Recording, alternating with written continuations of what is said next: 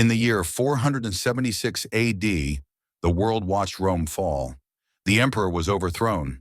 The legions were gone. The banners were torn down. Historians declared it official. The Roman Empire is dead. But here's the truth they don't tell you. Rome didn't die. Rome survived. It retreated. It adapted. And it came back stronger than anyone imagined. For the next 1,000 years, Rome ruled again, under a new name, the Byzantine Empire. And this is the greatest comeback in human history.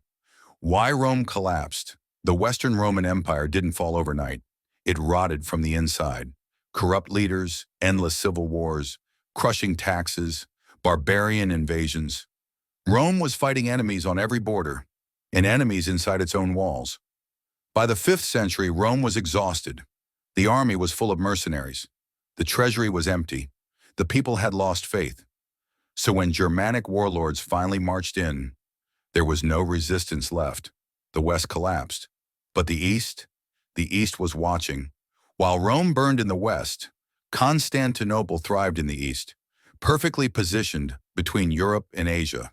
Protected by massive walls surrounded by water, it controlled trade, it controlled wealth, it controlled knowledge. This city wasn't just surviving, it was preparing. The Eastern Romans didn't panic. They learned. They reformed the army. They strengthened diplomacy. They mastered bureaucracy. And slowly, they became something new. Why they called them Byzantines? Here's a lie you were taught, that the Byzantines were not Roman. But the truth? They called themselves Romans. They spoke Greek, but followed Roman law. They ruled in the name of Caesar. Byzantine is a modern label, a way to erase Rome's survival. Because admitting Rome lived on means history got it wrong. If this story is changing how you see history, subscribe, because what Rome does next will shock the entire medieval world.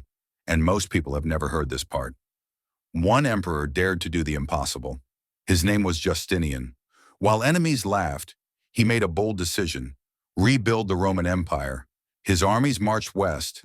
Africa was reclaimed. Italy was retaken. Rome itself returned to Roman hands. For a moment, the empire was whole again. The weapon no one could stop? Then came the secret weapon, a weapon so terrifying. Its formula was lost for centuries. Greek fire.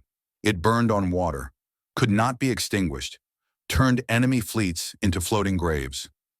Navies fled at the sight of it. Constantinople became untouchable. The Byzantines survived. Persian invasions, Arab conquests, Crusader betrayal, plagues, internal revolts. Every time they should have fallen, they adapted. When swords failed, they used diplomacy. When armies failed, they used gold. When gold failed, they used faith. They didn't win by brute force, they won by outlasting everyone else. In 1453, the walls finally cracked. Cannons shattered what swords never could. Constantinople fell. But even in defeat, the Byzantines changed the world. Their scholars fled west, carrying ancient knowledge. That knowledge sparked the Renaissance. Rome didn't just survive, it reshaped the future. The greatest comeback? Rome was declared dead in 476 AD, but history was wrong. Rome lived for 1,000 more years. It adapted, it endured, it returned. Empires fall, but ideas come back stronger. Like the video, comment the next story you want uncovered, and subscribe to The Hidden Past, because history didn't end. It was rewritten.